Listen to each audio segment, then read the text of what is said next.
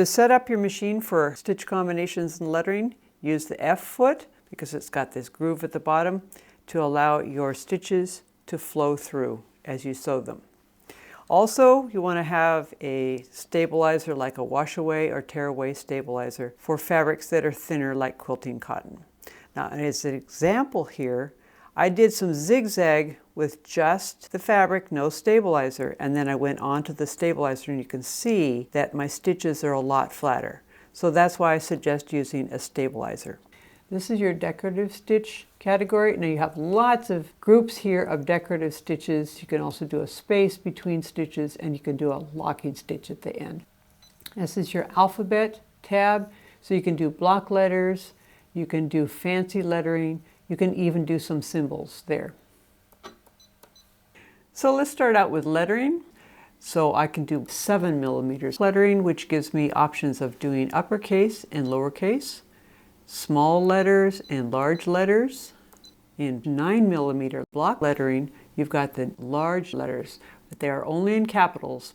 But this means that you've got the full maximum width of stitches, whereas in the block letters here, this capital letters will be 7mm instead of 9mm high. It doesn't make a whole lot of difference, but just know that you can have extra large capital letters in the block letters if you want to. Now, you can also have large and small, so that, for instance, if I was going to spell out the word baby, let's say B and then the small A, B, Y.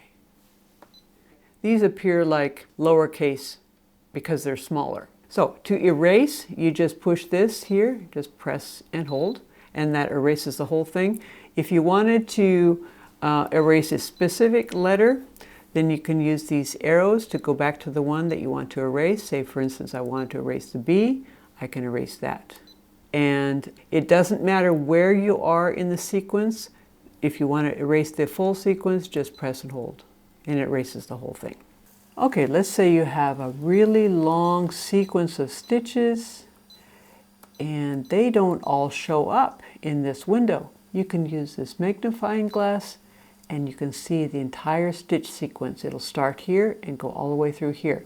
Now, it will be one long line of stitches. I know it shows them as different lines, but it will be all one long line. But this is a good way to get a preview of what your stitch sequence will look like. I'm going to spell the word snow and I'm going to combine it with a snowflake. So S-N-O-W. Now if I want to put a snowflake here, I go into decorative stitches and I happen to know it's in this category. I'm going to go forward a couple. There it is, 29. But you could also look in the back of your book, find that one and choose that one using the quick stitch select in this category here. Okay, 29. Now, I want to have one of those snowflakes at the beginning. So I'm going to use these arrows to go all the way back. Whatever is highlighted, the stitch that you select will be ahead of that. If I was to go to stitch this out, the machine would not stop here, would keep sewing, have another snowflake and snow again, another snowflake. So at the end, I want to have a locking stitch. That means the machine will stop sewing at that point. That's if your last stitch was one of the decorative stitches. If on the other hand, you had something that you had spelled out, A, B, C, D, E, if I stitch this, it's going to stop at the end of the last letter. So lettering is a little bit different than decorative stitches and how they stitch out. Now, how do you memorize things? I'm going to show you that too. Okay, let's spell out snow again. Let's just start out with that decorative stitch there. Go back to the ABCs and spell S-N-O-W. And then go back to, this is why sometimes it's better to spell out your word first and then you can add your symbols later. That way you're not switching between categories.